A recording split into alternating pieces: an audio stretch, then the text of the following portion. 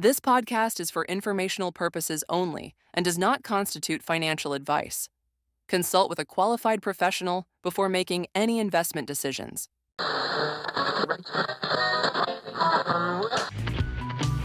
Welcome to The Wire Technology Edition, the week in real estate presented in digestible bites. Hold on while our AI hosts take us on another ride through this week's top real estate headlines.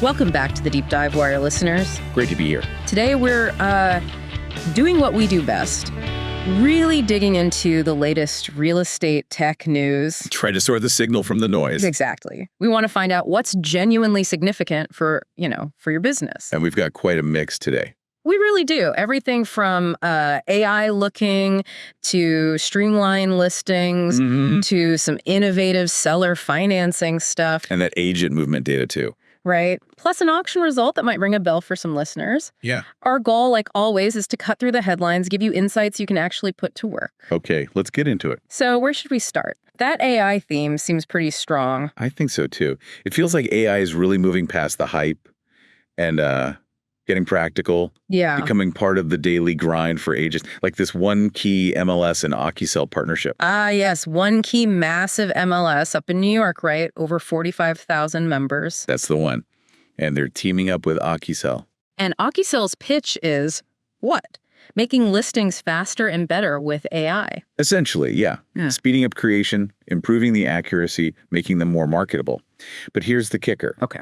They claim it's the first tech that actually compliance checks the listing before you even hit submit. Oh, interesting. So real-time suggestions. Exactly. They're throwing around some big numbers too, like reducing listing creation time by, what was it, up to 82%? 82%. Wow, that's significant, not just shaving off a few minutes. Right. And they're also talking about cutting compliance violations by over 75%. Okay, if those numbers are real, that's potentially huge for brokers and agents. Fewer errors, fewer fines, less headache. Absolutely. It kind of makes you wonder, could AI become the default for that initial compliance check? It does raise that question. I mean, where does the human expert fit in then? Well, AI flags things based on rules, right? Yeah. But there are always those gray areas, local nuances. True. Stuff that needs a human eye. It'll be interesting to see how that balance plays out. But still, the efficiency boost OccuSell is promising.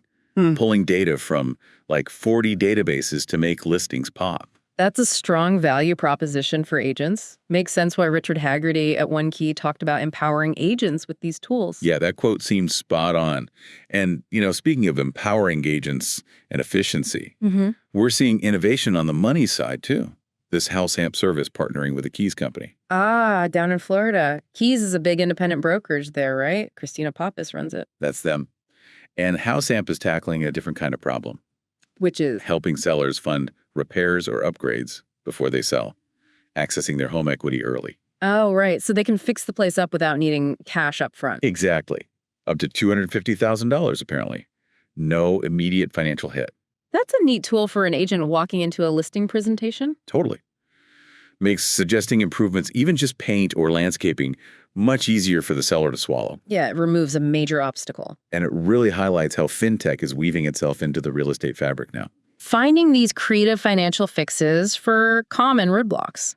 Christina Pappas's comment about it, letting her agents bring true value, really captures that, I think. It does. And it seems House Amp understands they need the agents on board, too. Yeah, they're offering support webinars, marketing help, training, even revenue share opportunities. So it's not just, here's the tech, figure it out. Right. They seem focused on making it usable and beneficial for the agent. Okay, so that's AI in listings and fintech for sellers.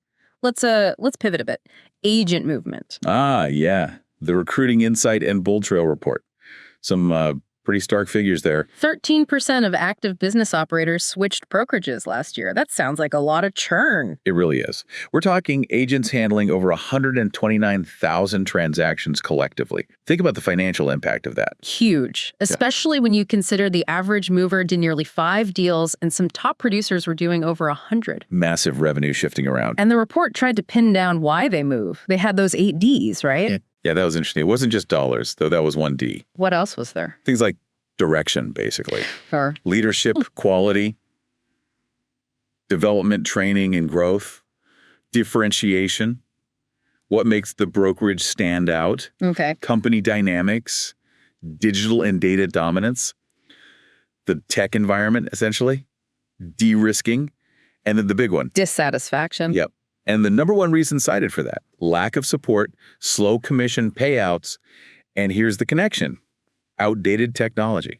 So it loops back to the tech again. Agents want brokerages that are keeping up. It seems critical. They want the tools and the support structure to succeed in this market. Makes total sense. But here's the part I found really surprising from that report. What's up? It said that every type of brokerage model, traditional, cloud-based, franchise, independent, had firms in both the top 10 gaining agents and the top 10 losing agents. Right. That was the really fascinating insight, wasn't it? It totally challenges that idea that one model is just inherently better. Exactly. It suggests that things like leadership, the actual value offered, the tech environment, those are way more important than the label on the door. So a well-run traditional brokerage with good tech could beat out a newer model that's maybe lacking in leadership or support. And vice versa. It puts the focus squarely on the fundamentals, not just the business model structure. So for you listening, whether you're an agent thinking of moving or a broker trying to keep talent, It's about looking deeper than the model type. What's the real value? What's the leadership like? Is the tech actually helpful? crucial questions. Okay, let's quickly hit a few other tech updates we saw. Sure. There was Sentient Mortgage. Yeah, this AI-powered thing aiming to match consumers directly with lenders for mortgages. Real-time REITs via a voice app, apparently. Another potential disruptor using AI for efficiency and maybe transparency in lending. Set for next year, I think. Sounds like it. And then the Remind situation. Yeah. Place picked up Remind at auction for $1.5 million. Which is quite a bit less than its previous valuations, right? Definitely. It kind of shows the volatility in prop tech. Places Ramin will keep operating independently, though. Interesting to watch. What else? Zillow added some agent insights. More data on listing views, saves, shares, trying to give agents more performance feedback. And there is Relock RE Engage, AI for nurturing cold leads. Yep. Trying to squeeze more value out of those older contacts. And RDX has a new caller ID app. Yeah, to help agents see what kind of lead is calling before they answer. Prioritization, basically. So lots of smaller tools chipping away at agent workflows too. Definitely. It all adds up. Okay, so if we pull all this together, Yeah. what's the main takeaway here? Well, for me, it's that technology is getting really practical. It's less about flashy concepts and more about solving real-world problems. Like making listings easier and compliant? Or finding ways for sellers to afford upgrades. Or giving brokerages the tech edge needed to keep good agents? It's about tangible value, saving time, cutting errors, improving outcomes, attracting talent. That seems to be the driving force. Okay, so here's where it gets really interesting, perhaps. If AI keeps getting better at tasks like checking listing compliance or even matching borrowers with mortgages like Sentient wants to do, Yeah. how does that change the game for agents and loan officers down the line? What skills become more important if the tech handles more of the routine stuff? That's the big question, isn't it? Adaptation. Yeah. Maybe it frees professionals up to focus more on the complex human elements. Like negotiation, Sure. strategy, client handholding. Exactly. Empathy, trust building, solving the really tricky problems that AI can't, those uniquely human skills might become the ultimate differentiators. Something for everyone to think about. For sure. All right, thanks for diving deep with us again on The Wire. Keep exploring these trends, keep thinking about the implications. I will catch you next time. See you then.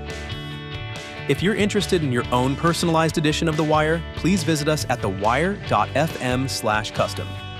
We offer market-specific podcasts with all the latest real estate news and market analysis delivered to you weekly or monthly.